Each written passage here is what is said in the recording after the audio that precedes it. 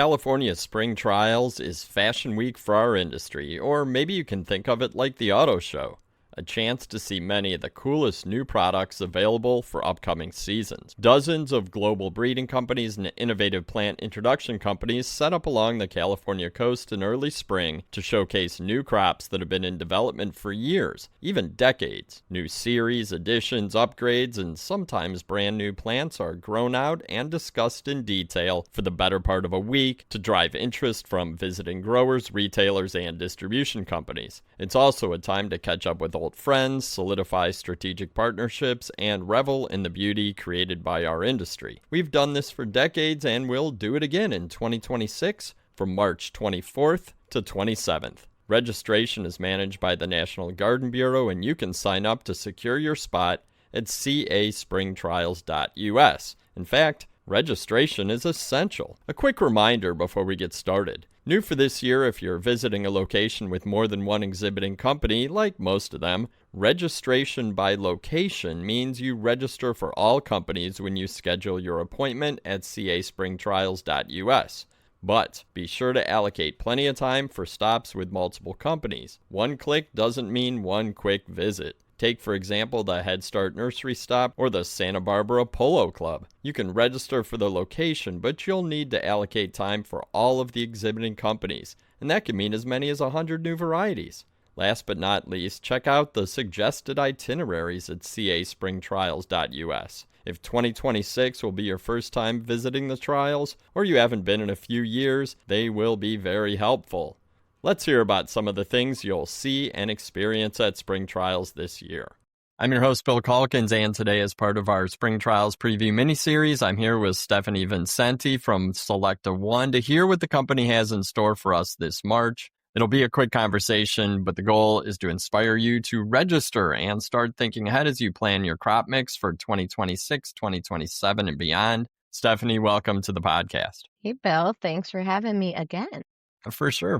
We did already talk about ball flora plant, but now we are talking Selecta One and another vegetative introduction company. And although the Stop It Ball does include a lot of different companies under the ball umbrella, Selecta One is always a really unique space within the context of the entire trial. So tell us again where the trial is located and how you describe the overall feel of the Selecta One space within that big trial. Yeah, absolutely. So we are at the Santa Paula Ball Stop. We are positioned right kind of in the same area with Ball Flora Plant, which I always think is a huge advantage when you're looking at two vegetative breeding companies. Being able to kind of compare and contrast the offerings from each and see what complements really your program best, I always think has been a huge advantage for us. In terms of Selecta, I would say one of our biggest focuses is innovation.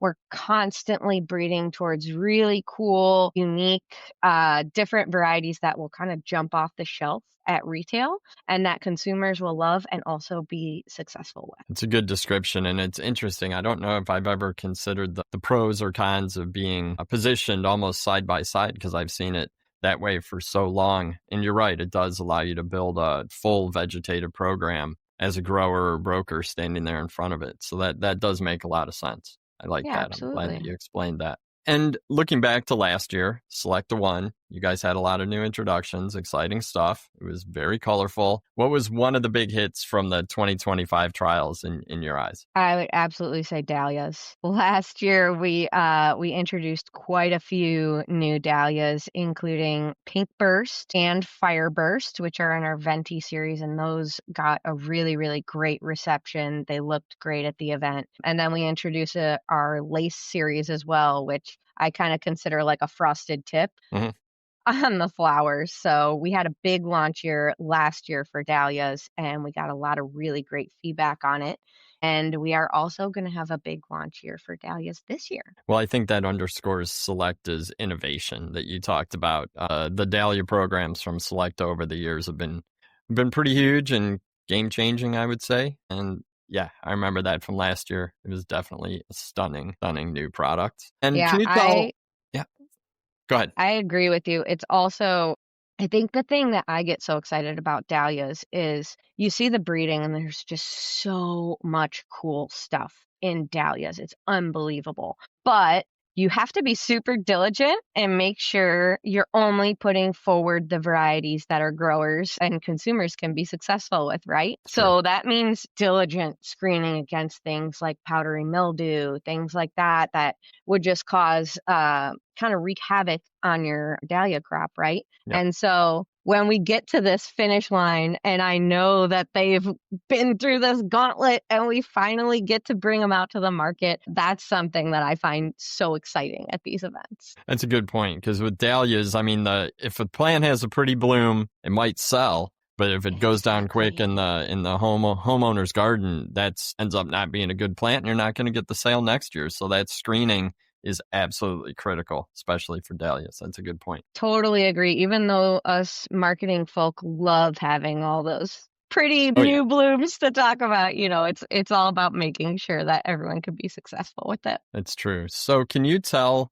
and you talked a little bit right there about how much effort goes into some of these lines, years and years of breeding and screening and selection work. But can you tell the listeners a little bit about what it takes to put on an event like this for Selecta One, and really what the attendees will gain when they walk into the Selecta One space? Oh yeah, absolutely. It's quite a bit of planning. It's about a full year at least of planning, and that's only for the displays themselves. That's not counting all the breeding and R&D and everything else that goes into making these products a successful launch. But as far as the event itself, it really starts at the previous year, creating the seeds of a plan for the next year. I shouldn't say the seeds, I should say the cuttings. The cuttings of a plan.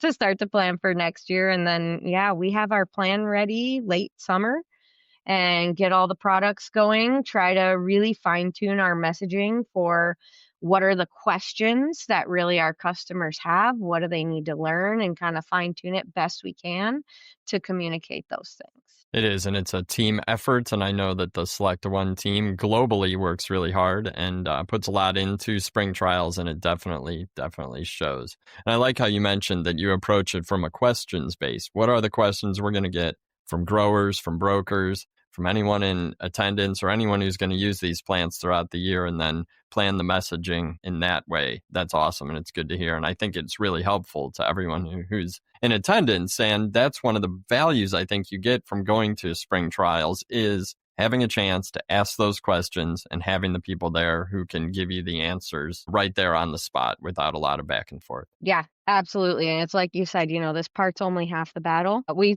try to plan ahead for any potential, questions, and try to give as many solutions as we can.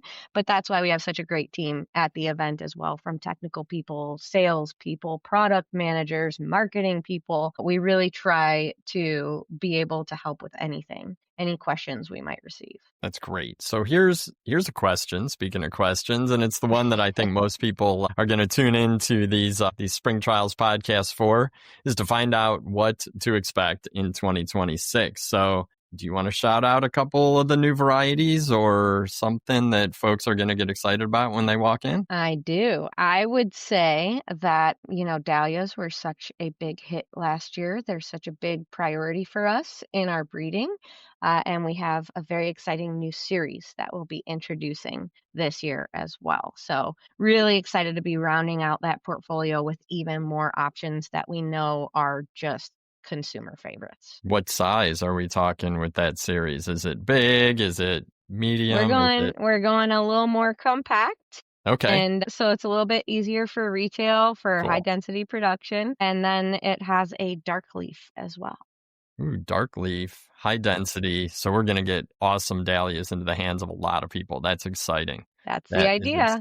Anything else that you want to shout out, or you just want to stick with dahlias and let people wonder? I would say I'm going to let people wonder, Bill. Awesome. Well, that's Build good. that And we know anticipation. that's cool. And we know you guys are going to have cool stuff. So I'm sure that it's going to be more than just a series of dahlias. So folks are going to have to make their plans and get out there and see. Well, Stephanie, thank you. Maybe even a new class for Selecta. I don't know. We'll see. Interesting. Well, that's awesome. Stephanie, thank you so much for your time today. Yeah, thanks, Bill. Now's the time to head over to the National Garden Bureau registration website at caspringtrials.us. You'll find a link in the show notes. Get your team registered.